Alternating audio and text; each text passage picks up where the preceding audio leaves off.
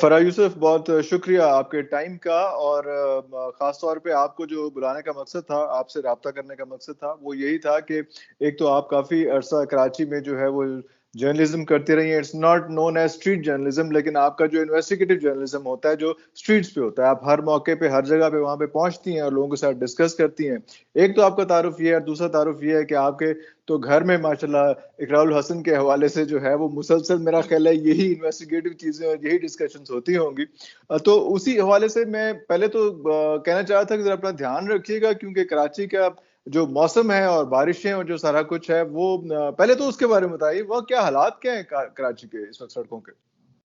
اچھا، اب 1 سال پہلے ہم لوگ لاہور آ گئے ہیں، تو جو ورسٹ موسم تھا 2020 میں، اس میں ہم لوگوں نے خود ڈیمیج بھی بڑا برداشت کیا. گھروں میں بھی پانی آ گیا، میری گاڑی کا انجن فیل ہو گیا، مجھے پھر نئی گاڑی، آپ کو پتہ ہے اتنی مہنگائی میں کیسے ہم لے سکتے ہیں، وہ لینا پڑی. اور بہت سے لوگوں کو ہم نے خود ریسکیو کیا، کیونکہ ڈی ایچ اے جس کو ہم پوش ایریا کنسیڈر کرتے ہیں، اس کا یہ حال تھا کہ سڑکوں پہ کئی کئی فٹ پانی تھا، اور جو D H A vigilance teams تھی وہ غائب تھی. ویسے تو وہ ہر موقع پر آ جاتی تھی، لیکن ان موقعوں پر وہ غائب تھی.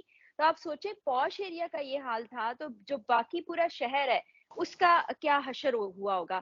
اور اس سال تو سنا ہے اس سے بھی زیادہ بارشیں ہوئی ہیں، اور میرے دوست احباب جو وہاں رہ رہے ہیں وہ یہ بتاتے ہیں کہ ان کے گھروں میں پانی آ گیا، ان کا جو سامان ہے وہ سارا پانی میں بہہ گیا، لوگوں کی گاڑیاں خراب ہو گئیں. اللہ تعالیٰ محفوظ رکھے کہ کوئی جانی نقصان نہ ہو. لیکن میں نے اس میں پروگرامز بھی کیے ہیں.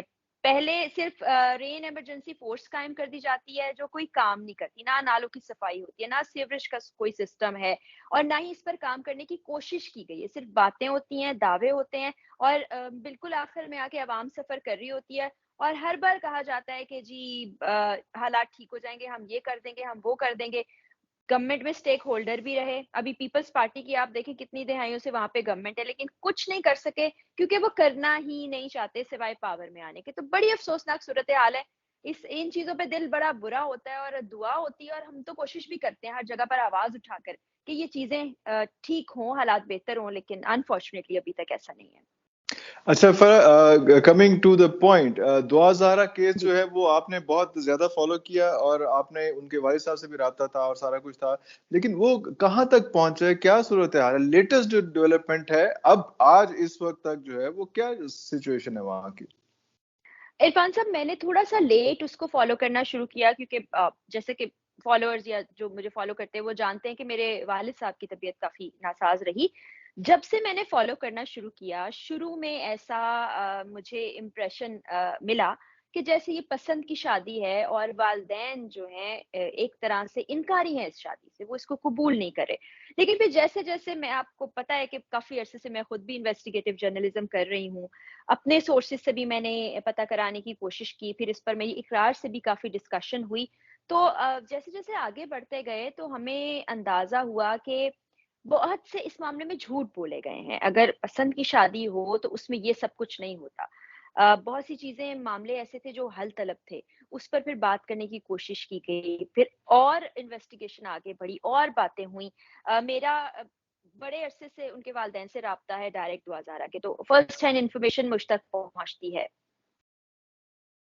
پھر جو قانونی معاملات ہوئے وہ بھی پہنچتے رہے.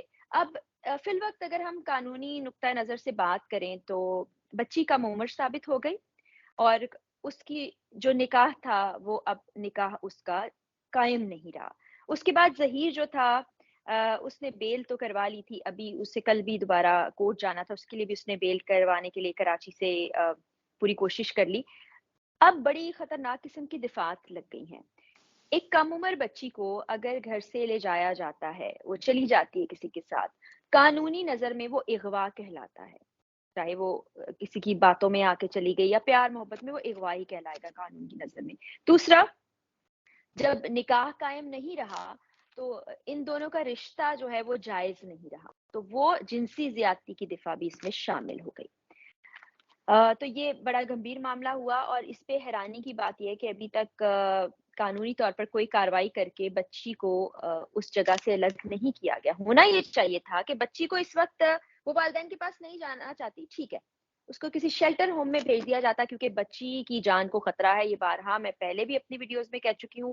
اگر آپ نے اقرار کی ویڈیو دیکھی ہو تو انہوں نے بھی یہ کہا ہے کہ اس بات کا اب خدشہ ہے کہ بچی کو جان سے مار کے اس کو خودکشی کا رنگ دیا جائے گا. اور اقرار کی انویسٹیگیشن کے مطابق یہ ایک گینگ ہے جو اس کام میں ملوث ہے, اور ان کا کہنا ہے کہ ہم کوشش کر رہے ہیں کہ بچی کو بازیاب کرایا جائے. حکومت سے انہوں نے اپیل بھی کی. اس کی جان کے خطرے کے خدشے کو پیش نظر رکھتے ہوئے بھی انہوں نے انویسٹیگیشن روکی ہے کہ بچی کے لیے کوئی خطرہ پیدا نہیں ہو. لیکن یہ بڑی گمبھیر صورتحال ہے. ہمیں جو سادہ نظر آنے والا شادی کا معاملہ تھا وہ بہت ہی خطرناک رخ اختیار کر گیا, اور سب سے میجر کنسرن ہمارا یہ ہے کہ اس معصوم بچی کی جان کو کوئی خطرہ نہ ہو, جس میں اسٹیٹ کو اپنی رسپانسبلٹی نبھانی ہے اور فی الفور بچی کو وہاں سے نکالنا ہے وہ جہاں کہیں بھی ہے. اس کے بعد آگے جو بھی قانونی معاملہ ہوتا ہے, جو بھی چیز ہوتی ہے وہ ہوتی رہے. ہم بھی ٹھیک ہے, عدالتوں پر ہمیں اعتبار ہے, بھروسہ ہے, چاہتے ہیں جو وہ فیصلہ کریں اس پر عمل کیا جائے. پھر یہ ایک عرفان صاحب ایک بچی کا سوال نہیں ہے. جب ہم چھوٹے تھے تو سوشل میڈیا ایسے نہیں تھا, حالات ایسے نہیں تھے. لیکن اب ہر چھوٹے بچے کے پاس ٹیلی فون بھی ہے, وہ ٹیلی ویژن بھی دیکھتا ہے, اس کا ایکسیس سارے سوشل میڈیا نیٹ ورکس تک ہے. تو اس وقت جس طرح ان بچوں کو ہیرو بنا کے پیش کیا جا رہا ہے, یہ ہماری نسلوں کو کیا پیغام دیا جا رہا ہے؟ جتنے ٹین ایجرز دیکھ رہے ہیں ان کے ذہنوں پر کیا اثر ہوگا؟ یہ میرے لیے بڑا افسوسناک ہے. پھر جس طرح مختلف پلیٹ فارمز پر بیٹھ کے والدین کی تذلیل کی جاتی ہے, ان کا تمسخر اڑایا جاتا ہے, یہ ناقابل برداشت ہے. آپ خود بھی والد ہیں اور ہمارے گھروں میں بھی بچے ہیں. ایسی چیز ہوتی ہے تو انسان کا دل بہت پریشان ہوتا ہے. تو اسی وجہ سے یہ معاملہ اتنا سینسیٹیو ہو گیا کہ ہر پاکستانی اس کے بارے میں بات کر رہے ہیں. یہ ایک ٹیسٹ کیس بن گیا ہماری ریاست کے لیے بھی اور ہمارے والدین کے لیے بھی اور ینگ جنریشن ہے اس کے لیے بھی کہ کہاں کہاں سے کیسے کیسے چیزیں کس طرح سے گھوم رہی ہیں. تو ہم کہاں پہ لیک کر رہے ہیں, کہاں کہاں پہ رسپانسبلٹی لیک کر رہی ہے ہم لوگوں کی. پیرنٹس کا کیا رسپانس ہے اس بارے میں, کیونکہ پیرنٹس جو ہیں وہ فرسٹ وکٹم جو ہیں وہ ابھی تک تو پیرنٹس ہی ہیں نا. بچی تو بھی ابھی تو اپنے ایک ٹرانس میں ہے, وہ تو اس کو بعد میں پتا چلے گا کہ اس کے ساتھ ہوا کیا ہے. لیکن پیرنٹس تو دیکھ رہے ہیں کہ کیا ہو رہا ہے. اور ابھی جوڈیشری کا اس میں جو سسٹم ہے, جو رول ہے, وہ کیا ہوا؟ کیونکہ وہ بھی ہم نے دیکھا کہ پہلے 17 سال کی ایج تھی تو 17 سال کی ایج پہ کنسیڈر کر دیا گیا, پھر کہا گیا کہ فیملی کورٹ میں لے جائیں اس میں. تو یہ اتنا بڑا جو ایک پورا ایک نیشنل ایشو اس قسم کا ایک بھی بن گیا ہوا تھا, تو اس میں اتنا لینینس کیوں رہی؟ یہ فوراً وہاں پکڑا کیوں نہیں گیا؟ اس کیس کو اتنا سیریس کیوں نہیں لیا گیا؟ ہمارا جو عدالتی نظام ہے ہم اس کو بہت بلیم کرتے ہیں کہ ایک تو وہاں پر پروسیس بڑا سلولی آگے بڑھتا ہے, جس کی وجہ سے جو لوگ ہیں جو انصاف کے متلاشی ہوتے ہیں اور انتظار کر رہے ہوتے ہیں وہ کہیں نہ کہیں ڈسکریج محسوس کرتے ہیں اور بعض اوقات کیسز واپس لے لیے جاتے ہیں. اس کیس میں ایک بہت بڑی چیز ہوئی, وہ یہ کہ مہدی کاظمی جو دعا کے والد ہیں انہوں نے بڑا فرم ڈیسیژن لیا. انہوں نے لوگوں کی باتوں کی پرواہ نہیں کی, سب تانے برداشت کیے, سب کرٹیسزم, سب مخالفت برداشت کی اور وہ اپنے موقف پر ڈٹے رہے. یہ میں بڑی ان کی بہادری ہے. دوسرا, عدالت جو فیصلے کرتی ہے وہ انویسٹیگیشن کی بنیاد پر کرتی ہے اور انویسٹیگیشن کرتی ہے پولیس. اور میری یہ دعا اور خواہش بھی ہے کہ ہماری پولیس ایماندار ہو جائے. لیکن میں نے جتنے سال پروگرام کیا ان سالوں میں میں نے بہت کم ایماندار پولیس آفیسرز کو دیکھا.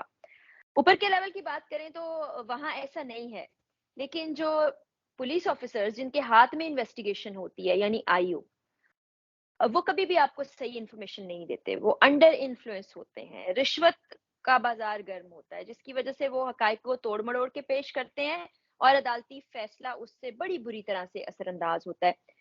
آپ نے بچی کی عمر کی بات کی, پہلا جو میڈیکل رپورٹ اس کی بون ٹیسٹ کے بعد آیا تھا جس سے اس کو 17 سال کے قریب کہا گیا.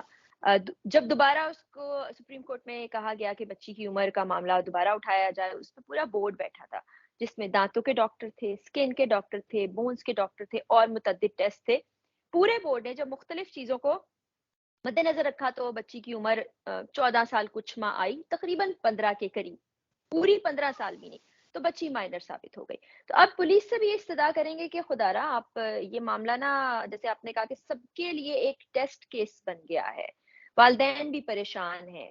دوسرا ایک اور چیز ایڈ کرنا چاہوں گی کہ والدین ہمارے والدین کا اور رویہ ہوا کرتا تھا، ہم اور طرح کے بچے تھے، ہم بڑی عزت بھی کرتے تھے ماں باپ کی، اور تھوڑا سا ماں باپ سے خوفزدہ بھی رہتے تھے کہ ہمیں ایک ہوتا تھا کہ ہم یہ چیز نہیں کریں گے، اور پھر ہمیں ان کی بہت سی ویلیوز کا، چیزوں کا خیال ہوتا تھا۔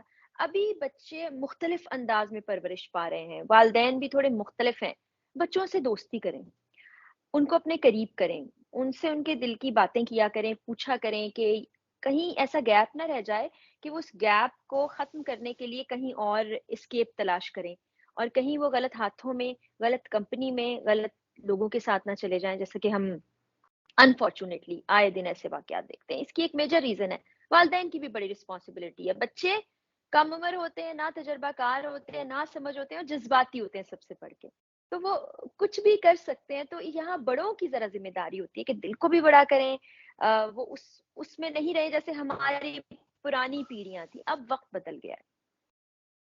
بالکل صحیح ہے، بہت شکریہ آپ کے ٹائم کا فرا، اور ہم کوشش کریں گے کہ نیکسٹ ٹائم کوئی کرائم سٹوری ڈسکس نہ کریں، کوئی اچھا واقعہ، کوئی اچھی چیز اس ملک میں، بالکل، کوئی اچھی ہیپننگ جو ہے وہ ڈسکس کریں۔ انشاءاللہ آپ سے دوبارہ ملاقات ہوگی، تب تک کے لیے اجازت دیجیے، خدا حافظ۔